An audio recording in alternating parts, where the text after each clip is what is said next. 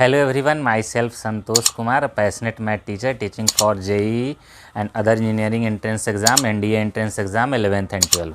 In this video lecture, we will discuss singular matrix and non-singular matrix. अव्युत्क्रमणीय अवयव तथा व्युत्क्रमणीय अवयव।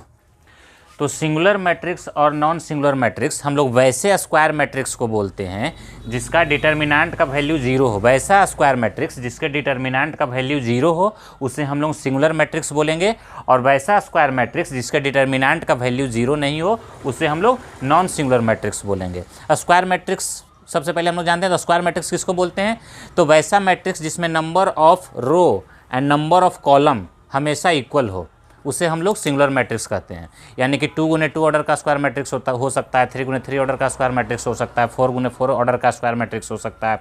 तो वैसा स्क्वायर मैट्रिक्स जिसके डिटर्मिनेंट का वैल्यू क्या हो, जीरो हो जाए, उसे हम लोग सिंगुलर मैट्रिक्स बोलेंगे। और वैसा स्क्वायर मैट्रिक्स जिसके डिटर्मिनेंट का वैल्यू जीरो नहीं हो उसे हम लोग नॉन सिंगुलर मैट्रिक्स बोलेंगे। यानी कि सिंगुलर और नॉन सिंगुलर कोई मैट्रिक्स है कि नहीं ये हम तभी पता कर सकते हैं जब वो मैट्रिक्स स्क्वायर मैट्रिक्स हो। अव्युत्क्रमणीय अवयव और व्युत्क्रमणीय अवयव, यानी कि अगर कोई मैट्रिक्स सिंगुलर मैट्रिक्स है तो उसका इन्वर्स पॉसिबल नहीं है क्योंकि उसका डिटर्मिनेंट का वैल्यू जीरो हो जाएगा। और अगर कोई मैट्रिक्स नॉन सिंगुलर मैट्रिक्स है तो उसका इन्वर्स मैट्रिक्स पॉसिबल है क्योंकि उसका डिटर्मिनेंट का वैल्यू जीरो नहीं है। तो आइए हम लोग डिफाइन कर लेते हैं, लिख लेते हैं सिंगुलर मैट्रिक्स को। SINGULAR singular matrix. A square matrix of which, square matrix ए ले लेते हैं, कैपिटल ए। स्क्वायर मैट्रिक्स को ए मैट्रिक्स ले लिए, of which determinant of A equal to zero is called singular matrix.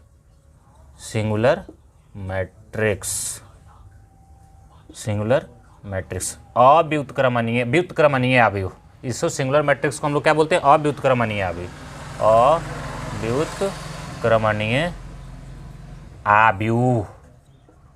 अव्युत्क्रमणीय अवयव सिंगुलर मैट्रिक्स को जिसका डिटर्मिनेंट, वैसा स्क्वायर मैट्रिक्स जिसके डिटर्मिनेंट का वैल्यू जीरो हो उसे हम लोग क्या बोलेंगे, singular matrix. Non singular matrix किसको बोलेंगे जनता, नॉन सिंगुलर मैट्रिक्स।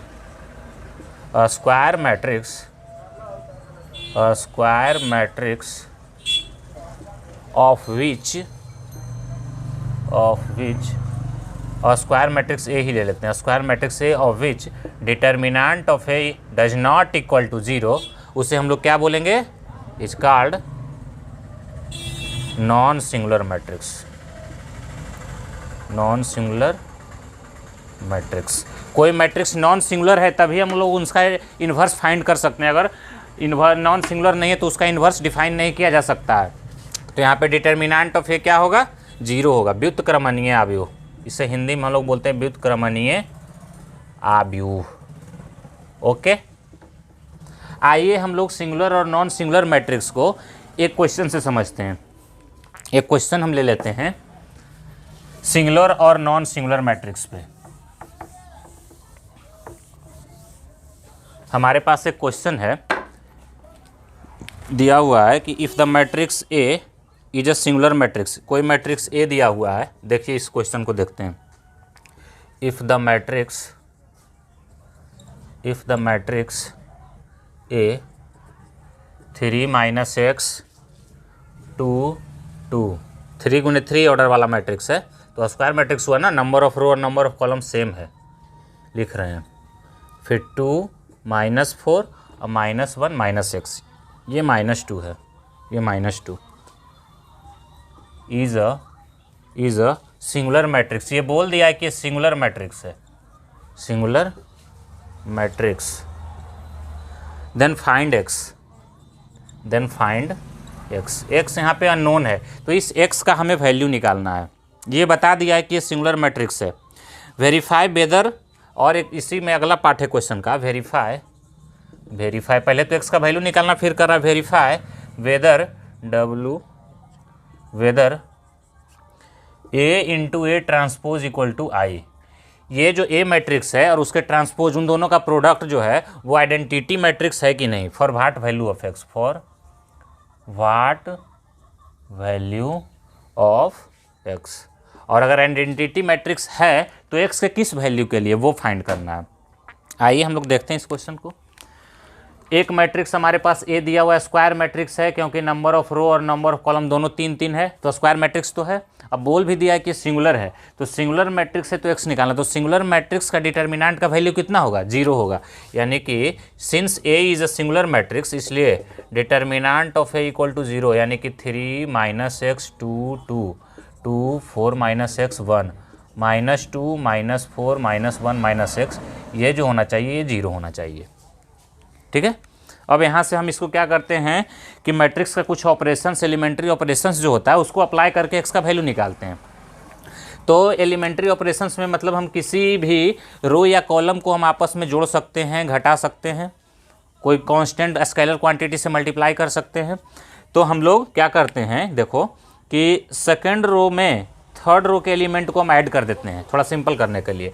यानी कि R2 में हम क्या कर देते हैं, R2 + R3 कर देते हैं। तो जैसे ही R2 में R2 + R3 करेंगे, फर्स्ट रो में तो कोई फ़र्क नहीं पड़ेगा, तो फर्स्ट रो जैसे वैसे ही लिखो, 3 - x 2 और 2, ये कितना हो जाएगा, ये हो जाएगा 0, ये हो जाएगा -2, ये कितना हो जाएगा जब ऐड कर रहे हैं तो -x होगा, और ये कितना होगा तो -1, ये +1 और -1, तो ये तो 0 हुआ और ये हो गया -x। फिर ये कितना, इस पर भी कोई फ़र्क नहीं पड़ेगा, तो -4 -1 और -x ऐसे ही रह गया।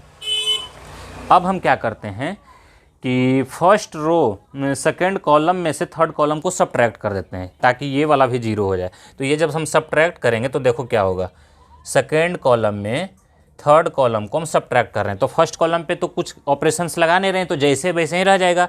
यानी कि ये वाला 3 - x 0 और 2 रह जाएगा। ये 2 - 2 कितना हो जाएगा, 0 हो जाएगा। ये -x और ये माइनस +x, तो ये भी 0, और ये -4 और ये +1, तो -4 + 1 -3, ये +x जैसे वैसे ही रहेगा। फिर ये 2, ये -x, ये -1 -x, इस तरह से कुछ होगा। अब हम क्या करते हैं कि इसको किसी एक रो या किसी एक कॉलम के अबाउट एक्सपेंड करते हैं। तो देखो इसका 2 एलिमेंट 0 है, तो इसके अबाउट एक्सपेंड करना, सेकंड कॉलम के अबाउट एक्सपेंड करना हमारे लिए आसान होगा, क्योंकि ये दोनों तो 0 है, और ये थर्ड रो, ये सेकंड कॉलम और ये सेकंड कॉलम में है, और रो कौन सा है इसका, थर्ड रो है। तो 3 2 5 हुआ जोड़ के, यानी कि इसमें माइनस लगेगा ना, तो इसमें जब हम लोग ऐड करेंगे तो ये कितना आएगा, इसके अबाउट एक्सपेंड करेंगे तो -3 + x इंटू इसके रो और कॉलम को कांस्टेंट करेंगे तो ये ख़त्म और ये ख़त्म, तो बचा हमारे पास कितना 3 - x और 0, और ये बचा कितना 2 और -x, और ये वैल्यू किसके बराबर 0, ये सारा किसके बराबर आ रहा है 0 के बराबर, तो 0 लिखते जाएंगे। तो ये माइनस को उधर भेज दो, तो -3 + x इंटू ये कितना हुआ, तो ये तो राइट साइड तो 0 हुआ, तो ये माइनस में x इंटू 3 - x बराबर कितना 0। फिर से आप माइनस कॉमन ले लो, यहाँ से भी और यहाँ से भी, तो ये माइनस माइनस कितना हो गया, प्लस हो गया। तो ये कितना मिला हमें, अच्छा ये x - 3 का होल स्क्वायर हो गया, यहाँ से x - 3 का होल स्क्वायर, और ये कितना हुआ x, और माइनस को सबको उस तरफ भेज दिए। यहाँ से भी माइनस कॉमन, ये x - 3 था, यहाँ से माइनस कॉमन लिए, माइनस कॉमन लिए, तो x - 3 का होल स्क्वायर इंटू x बराबर 0। अब ये दो चीज़ का प्रोडक्ट 0 है, तो या तो x 0 हो सकता है, या x - 3 का होल स्क्वायर, x - 3 का होल स्क्वायर 0 हो सकता है।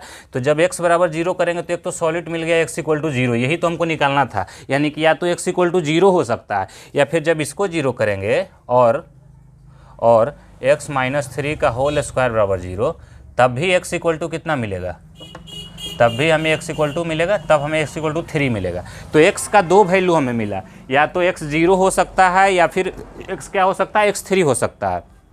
तो एक क्वेश्चन का सॉल्यूशन तो हमें मिल गया, find the value of x, यानी x 0 भी रखेंगे तो ये सिंगुलर मैट्रिक्स होगा, और x = 3 भी रखेंगे तो ये कैसा मैट्रिक्स होगा, सिंगुलर मैट्रिक्स होगा।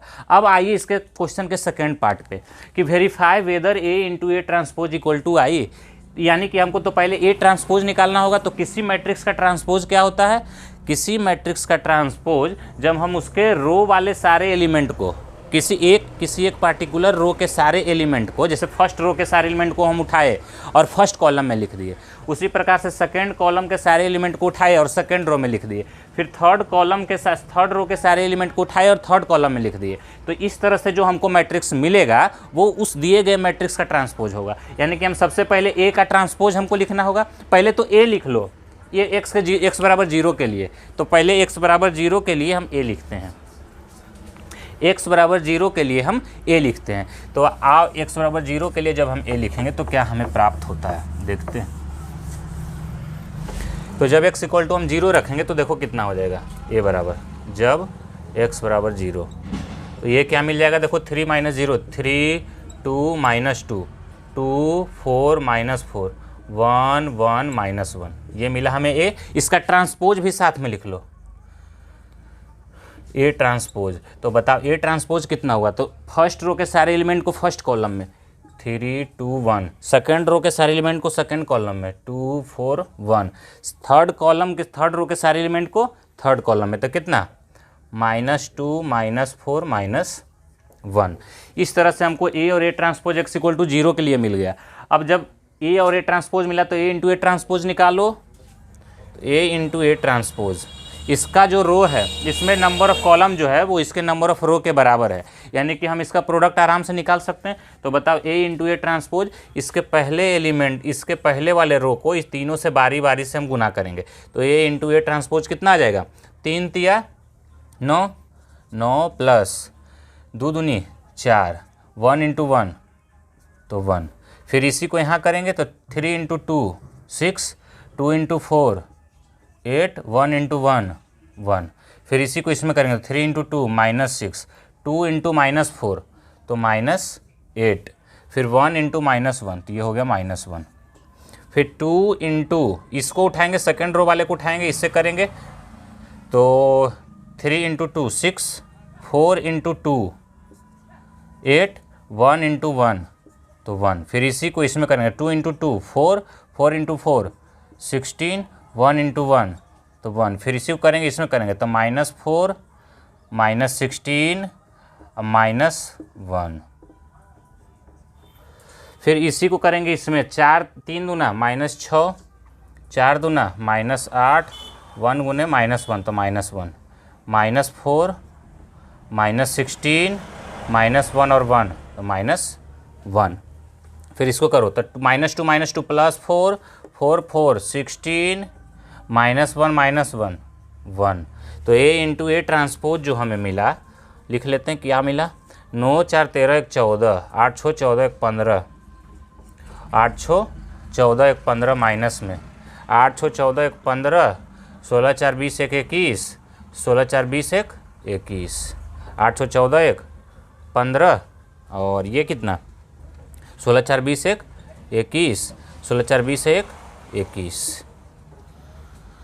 तो ये a इंटू ए ट्रांसपोज जो है किसी भी एंगल से आइडेंटिटी मैट्रिक्स के बराबर नहीं दिख रहा है, के बराबर लग रहा है, कहीं से नहीं लग रहा है, क्योंकि आइडेंटिटी मैट्रिक्स जो होगा 3 गुने 3 ऑर्डर वाला क्या होता है 1 0 0 0 1 0 0 0 1, तो ये आइडेंटिटी मैट्रिक्स के बराबर तो है नहीं, यानी कि x बराबर 0 के लिए a इंटू ए ट्रांसपोज जो हुआ वो आइडेंटिटी मैट्रिक्स के बराबर नहीं हुआ। एक के लिए तो निकाल लिए, अभी हमारे पास x का एक और वैल्यू है x बराबर 3, उसके लिए हम ये वेरीफाई करते हैं कि a इंटू ए ट्रांसपोज जो है i के बराबर होता है कि नहीं होता है। तो आओ अब x बराबर 3 के लिए हम वेरीफाई करते हैं, तो a तो वही रहेगा।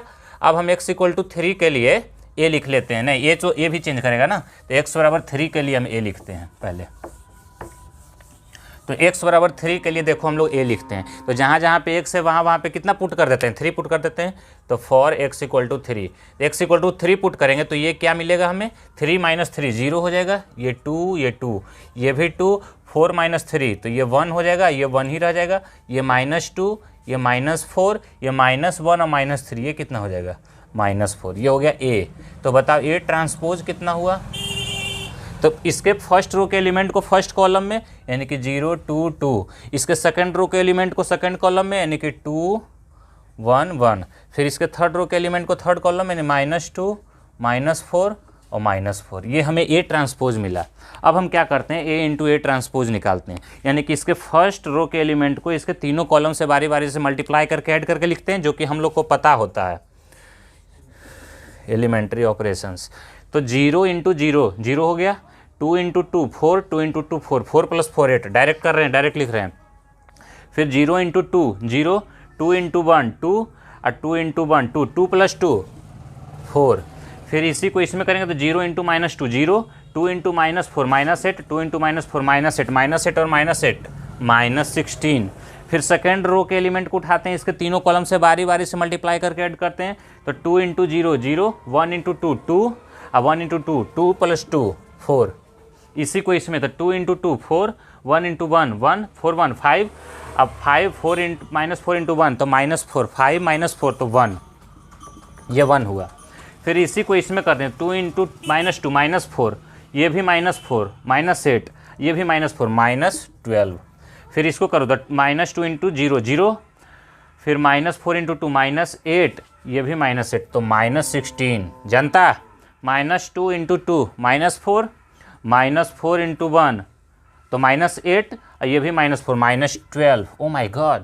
फिर इसको करो तो -2 इंटू -2 +4, -4 इंटू -4 कितना 16, 16 और 4 20, और ये 4 20 + 16, तो 20 + 16 कितना हुआ 36। Oh my God, what a crazy matrix.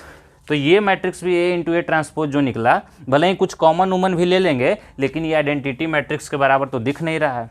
ये भी आइडेंटिटी मैट्रिक्स के बराबर नहीं होगा, क्योंकि थर्ड ऑर्डर का 3 × 3 ऑर्डर का जो आइडेंटिटी मैट्रिक्स होता है वो होता है 1 0 0 0 1 0 और 0 0 1। तो ऐसा तो कहीं से शकल इसका दिख नहीं रहा है, यानी कि A इंटू A ट्रांसपोज जो है जब x = हम 3 ले रहे हैं तब भी आइडेंटिटी मैट्रिक्स के बराबर नहीं हो रहा है। यानी कि ये जो हमको नॉन सिंगुलर मैट्रिक्स दिया हुआ है, उसका x के किसी भी वैल्यू के लिए इसके और इसके ट्रांसपोज का प्रोडक्ट आइडेंटिटी मैट्रिक्स के बराबर नहीं होगा।